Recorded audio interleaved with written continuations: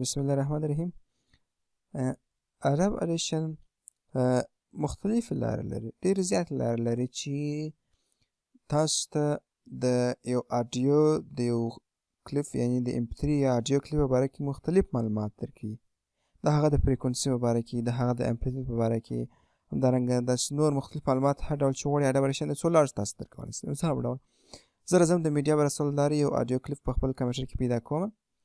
وګورئ زه دلته یو کلیپ شته زما سره چې هغه سپیچ سایرن دی، زه یې په دلته پلی کولی هم شم.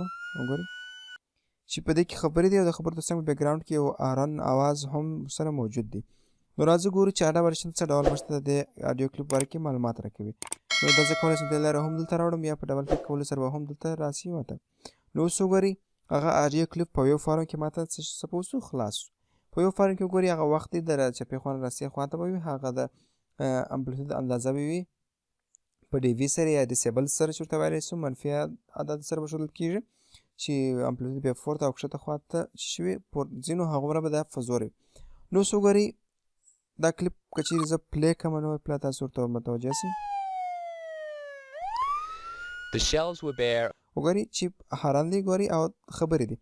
نو خبرې وګورئ دومره په زور دي او هارن وګورئ ډېر کرار دی په دې ډول سره، هغه موج صفحه په دې ډول سره راته معلومېږي. دا یو ساده معلومات موږ ته په دې ځای کې راښکاره کوي، نور پوره توضیحات موږ ته په دې ځای کې نشته. خو که چیرې راسم وګورو دلته نور اپشنونه هم شته، دوه یعنې شو سپیکټرل فریکونسي ډسپلی او سپیکټرل فیچ ډسپلی. د یو باندې وروسته بحث کوو، اول پر دې بحث کوو فریکونسي ډسپلی باندې بحث کوو چې یعنې موږ ته کولی شي دې که چیرې زه پر دې کلیک وکړم نو ګورې ما ته په دې ډول سره چې کوم بل فینل څپاره خلاصېږي. که چیرې زه بېرته کلیک وکړم ایسته کېږي او یا هم د دې لارې څه کولی شو وګورئ په دې ځای کې د کلیک په نیولو سره هم کولی شو چې هغه څپو کړو راته ښکاره کړو یا هایډ کړو، یا پر دې ځای باندې دا کوچنی بټن دی کلیک ور وکړئ راته ښکاره به شي. زه بیا څه نور هم پراخ کړم. نو اوس وګورئ سپیکټرل ډسپلی فریکونسي څه کار کوي. موږ ته د آډیو کلیپ په باره کې د هغه د فریکونسي او امپلیتیود په باره کې پوره معلومات راکوي. نو اوس وګورئ دغه هارن چې دی ګورئ په دې ځای کې داسې شروع شوی دی، په دې ډول سره فریکونسي روانه ده.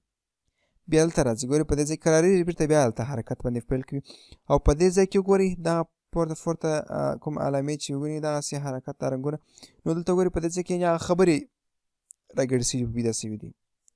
او دلته چې دا کوم تیز ژړ ته ورته رنګ چې دی دا مطلب چې په دې ځای کې د فریکونسي امپلیتیود یا اواز ډېر په زوره دی، ډېر پورته شوی دی. او په کوم ځای کې چې خام دی هغه مطلب چې یعنې په دې ځای کې به د فریکونسي امپلیتیود څه وي کرار به وي، اواز به کرار وي. او کوم ځای چې ژړ دی نو هغه به څه شي تیز به وي.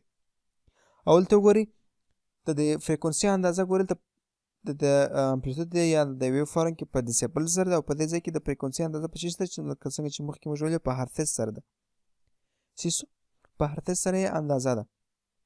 نو اوس وګورئ چې څومره کوم ځای ژړ وي هغه به ډېر اواز پسې وي، کوم ځای چې خام وي لږ به وي. او دلته وګورئ د فریکونسي ټوله معلومات چې په دې ځای کې د دې اواز فریکونسي پر دې ډول ده، دلته پورته شوی دی، دلته کرار شوی دی، دلته ختمه شوی ده. په دې ډول سره ټوله معلومات یې موږ ته څه کېږي په دې ډول کې راته ښیي.